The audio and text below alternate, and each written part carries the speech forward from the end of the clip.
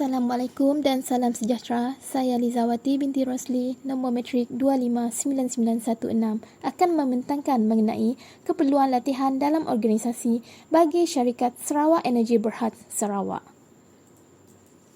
Pengenalan. Analisis keperluan latihan dirancang dan dijalankan untuk mengumpul pelbagai fakta atau maklumat tentang keadaan dan keperluan pekerja bagi membantu menyelesaikan cabaran dan meningkatkan prestasi.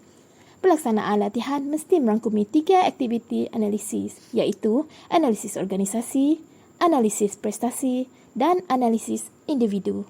Seterusnya, kepentingan latihan dalam organisasi. Ianya adalah bertujuan bagi mengubah perspektif pekerja dan memudahkan perubahan dalam syarikat. Selain itu, ia meningkatkan pengetahuan, kemahiran, bakat dan kecekapan pekerja untuk mencapai prestasi individu dan organisasi yang diingini. Seterusnya, keberkesanan latihan dan prestasi pekerja. Latihan mempunyai kesan positif terhadap pengetahuan, kemahiran, kebolehan dan tingkah laku pekerja.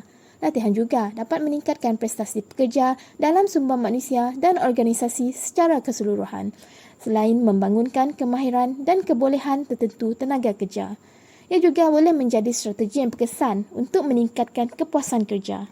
Ini kerana peningkatan prestasi pekerja menghasilkan pengiktirafan daripada pengurusan atasan, jadi membuatkan individu berasa lebih selesa dalam kedudukannya.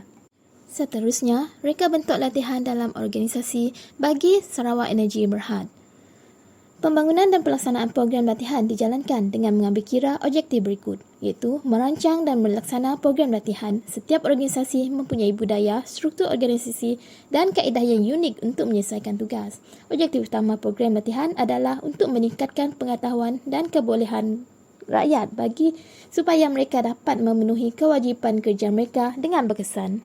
Terdapat 4 bidang utama yang mesti dipertimbangkan semasa mereka bentuk latihan, iaitu apakah hasil pembelajaran yang akan memenuhi keperluan pelajar.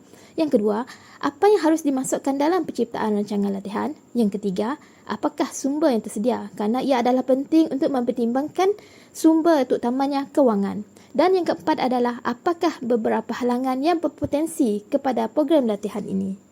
Seterusnya, pelaksanaan latihan. Kemahiran dan kebolehan jurulatih menentukan kejayaan pelaksanaan latihan. Jurulatih harus mempunyai kemahiran komunikasi yang hebat supaya mereka boleh menghantar latihan dan pengetahuan yang betul kepada individu. Ia mesti ditentukan sama ada jurulatih yang dipilih adalah sesuai untuk menyediakan latihan tersebut. Teknologi, bahan bertulis, bahan edaran, masa dan lokasi serta tempoh program latihan hendaklah dimaklumkan kepada pekerja yang telah mengambil bahagian. Selain itu juga, jurulatih dikehendaki menyediakan sokongan sandaran untuk tunjuk ajar dan bimbingan melalui saluran yang berkesan. Ini kerana bagi merangsang pelatih dan membantu dalam mengukuhkan idea yang disampaikan. Peserta mesti dapat memahami alat pandang dengar kerana kualiti yang rendah boleh menyebabkan salah tafsir.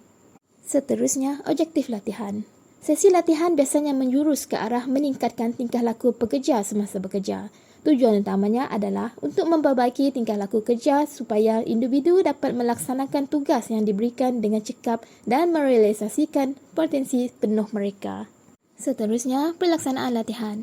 Menubuhkan kumpulan melalui perbincangan dan ahli kumpulan meningkatkan pengetahuan dan kefahaman mereka melalui kerjasama dan integrasi.